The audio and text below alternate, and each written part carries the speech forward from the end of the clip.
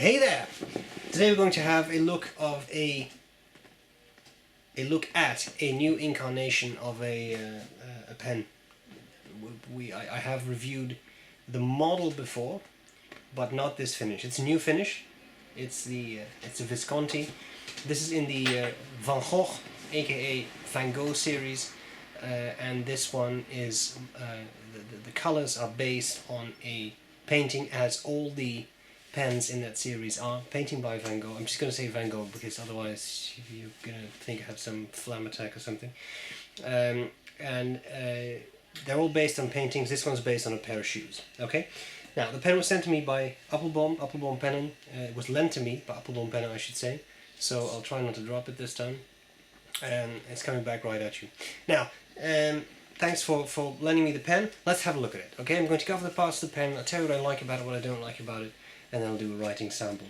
These the Van Gogh pens come in a cute box. It's wedge shaped, and I enjoy these boxes. I got the room in Arles, I think, when I was in Florence, where the pens are made, and it had a similar box. It's very cute, and of course if you have two you can easily store one on top of the other. It's just fun. It's an original box, so I like that. Okay, cardboard sleeve, the Van Gogh collection, little booklet. It's pretty colourful, and I really like that they show every pen next to the painting it's based on. So just to be sure, if you're not familiar with the series, the actual painting is not reproduced on the pen. They merely used a material, a resin, that resembles the colours of the painting. And as you may know, Van Gogh was known for his interesting use of colours, so I found it very fascinating. Okay, so the shoes, right? The shoes pen has this little box. It's a fake leather, and you open it, and the first thing that struck me is that it really smells of old shoes. I don't know if that was on purpose, but honestly it's a really overpowering smell. So that's very fascinating. But anyway, little sleeve for the pen. And of course, the painting. Question, is this the actual painting? No, it's a reproduction. You don't actually get a painting by Van Gogh when you buy the pen. But even so, again, I like it because this shows you what they did, right? Why they picked the colors. Is it a one-on-one match? No, not really. But so far I haven't seen a single pen in this series that is a one-on-one match with the painting. But they come close. So it's nice. It's nice. Okay, the model.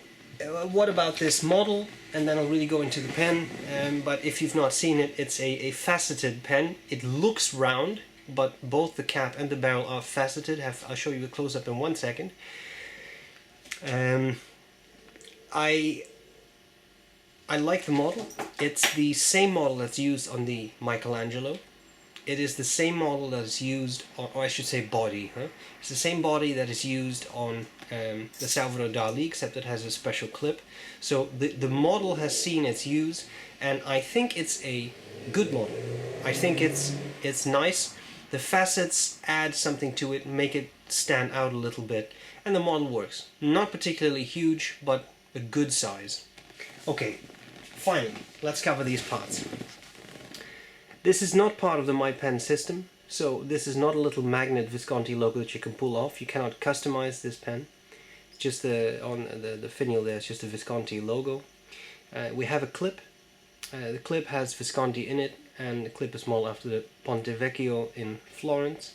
The nice thing about this is that it is, I can't tell if it's the same thing on these pens, but on the higher end models, this is actually enamel.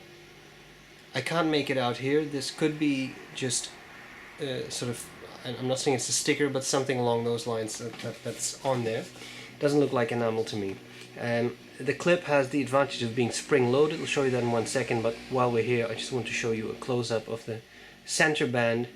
It's a nice big center band, and it says Van Gogh shoes, and on the other side it says Van Gogh.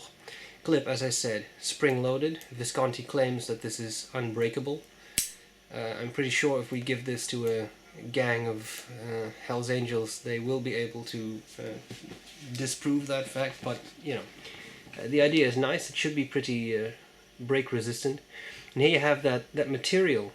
I think it's a nice thing they do, because the material, it does look very nice. Then you have the little end thingy, which is just reflective.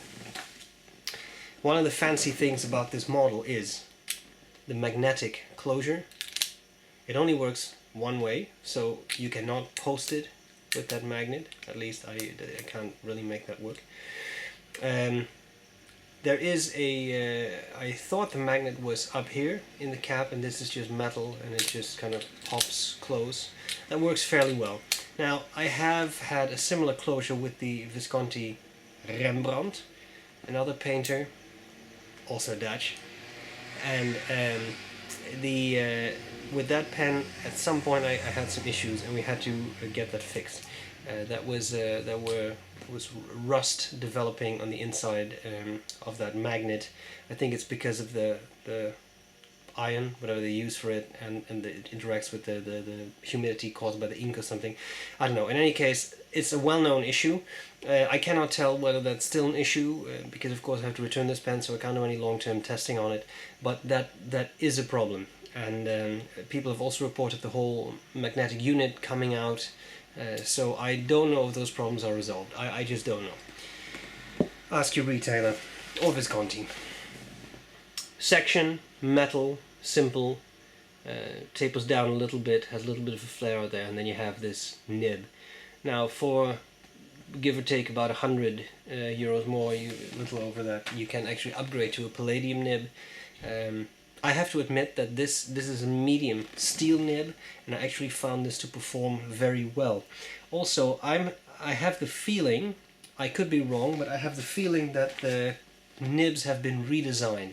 I don't know if it's a different manufacturer, but there is a different pattern on the nibs that I have not seen before, and I have seen my share of Visconti nibs, some different scroll work and such. So I wonder if Visconti has picked up on the complaints of quality control issues with the nibs, because it wrote out of the box, no issues. And I got another Visconti, also as a borrow pen from Joost, from Appelboom, London Fog, broad nib, wrote straight out of the box. So nib wise, very impressed, because if you've seen a few of my videos, you know that the brand is dear to me, but recently I've really had a lot of problems with their nibs, and both of these pens wrote flawlessly. So big thumbs up for that. I really hope that the company has listened and understands the problem and has improved the nibs. So far it looks like it. Okay, converter filled pen, nothing fancy, comes with a converter. Just, you know what a converter is. It's simple, it works. You can also put in cartridges if you want to. The final thing you may want to see is how big it is. Well, as I said, it's and yes, I'm gravely wounded, but even so, I'll pull through and just keep reviewing. Not a huge pen, but by all means big enough to use comfortably. And if you do want to post it, you can. And then I find it really pleasant because it posts fairly deeply, so it's not ultra heavy on that end, and it makes for a nice, comfortable pen. And I think that's actually it's a really nice thing that they have done. They keep adding paintings to their series. I think it's very cool. You really get a beautiful lineup, and that's just neat. If you're a Van Gogh fan, at some point I met two very nice people in Akkerman in The Hague who watched my videos, and they were both enormous Van Gogh fans, and they picked sort of like their favorite paintings there represented by a pen, which of course is I think that's really, really cool. What do I like about it? What do I not like about it? Well, I think it's a solid pen. It's simple, it's effective, it's no frills. It sometimes Visconti overdoes it a little bit on the fancy details. It's simple, it's straightforward. It has a spring-loaded clip, it has a good nib, cartridge converter filled, converter is supplied. What more could you wish for? Fancy materials. If you don't like brown, they come in yellow, they come in turquoise, they come in reddish, orange, they come in pretty much every color you could possibly desire. The facets are really nice. They make it just stand out just a little bit more. If this would be round, as on the Rembrandt, I think it's a little bit less interesting. This really, it looks nice and feels nice. It gives you a tactile sensation when you get close to it, which is very nice, and a round pen does not offer that. And even the fun thing is that from a distance you don't see the facet, so it's very, very interesting. I think the pen works. I don't see any sharp corners or edges or whatever. Nothing bothers me. I can use it, I can hold it. So that's great. So what is there to complain about then? Well, I really hope that the nib issue is solved and that all pens will write like this one, because then you have no problems and you can get one and rest at ease. It'll work. The one thing I will say is I don't find these the cheapest pens on the planet. They retail here for about 195 euros, so that is by no means an inexpensive pen. You also may know that Visconti does a lot worse. They go up into the thousands of euros, so in that regard it's not necessarily the most expensive pen in their lineup. It's also a good pen. If you look at something like the Visconti Classic, not necessarily anything wrong with it, but I think that is a very bare pen. It's a very bare essentials type of thing.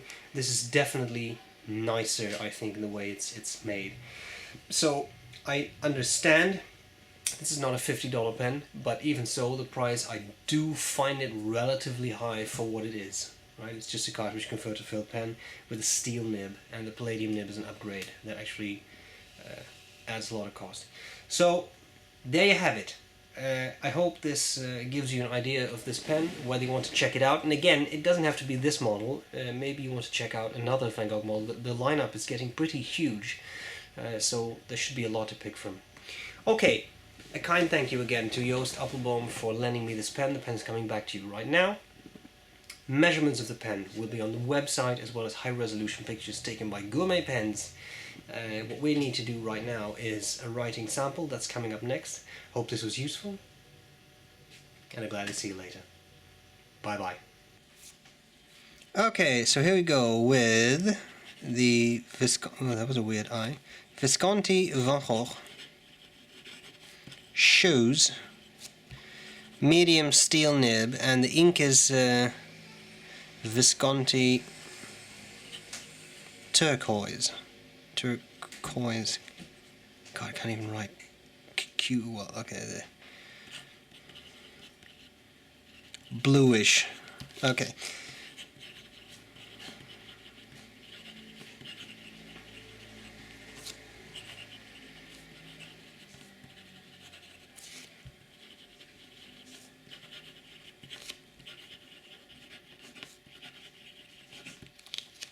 Bit of fast writing.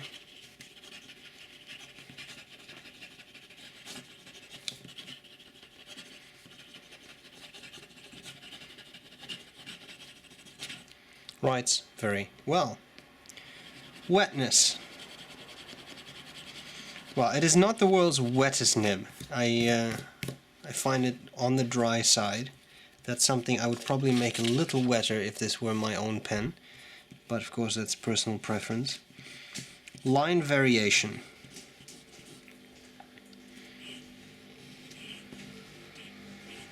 There is some to be had, not an awful lot though.